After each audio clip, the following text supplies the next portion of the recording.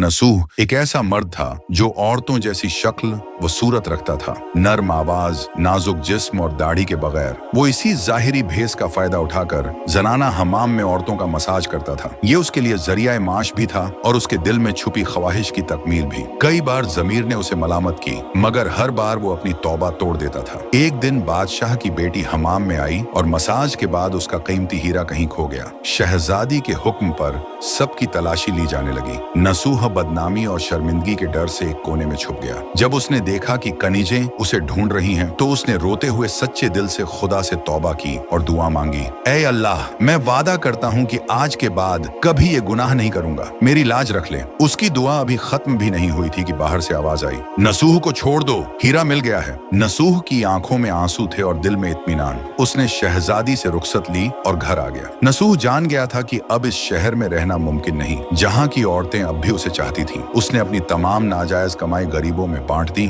और शहर छोड़कर एक वीरान पहाड़ी पर चला गया। वहाँ वो अल्लाह की इबादत में मशगूल हो गया। एक दिन उसे एक भैंस नजर आई जो घास चर रही थी। उसने सोचा कि ये किसी चरवाहे की होगी और जब तक उसका मालिक न आए वो इसकी देखभाल करेगा। कुछ दिन बाद एक तिजारती काफिला रास्ता भूलकर वहाँ पहुंचा। प्यास की शिद्दत से निढाल ताजिरों को नसूह ने अपनी भैंस का दूध पिलाया और सबको सैराब कर दिया। नसूह के अच्छे अखलाकन से मुतासिर होकर ताजिरों ने जाते हुए उसे बहुत सारा माल बतौर तोहफा दिया। नसूह ने इन पैसों से वहाँ एक कुआं खुदवा दिया। आहिस्ता आहिस्ता उस कुएं के इर्द गिर्द लोग बसने लगे और इमारतें बनने लगीं।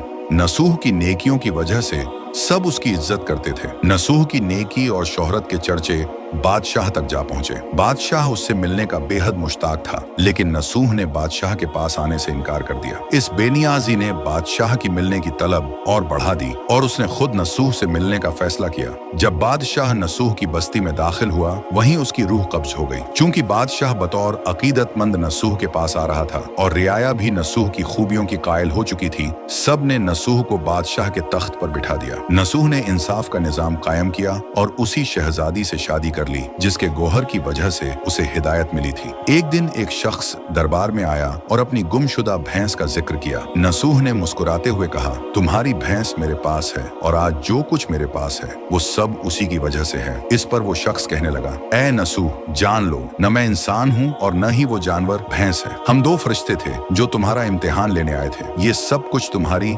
सच्ची तौबा का नतीजा है। ये कहकर वो दोनों फरिश्ते नजरों से गायब हो गए। इसी वजह से सच्चे दिल से की गई तौबा को तौबा नसूह कहते हैं।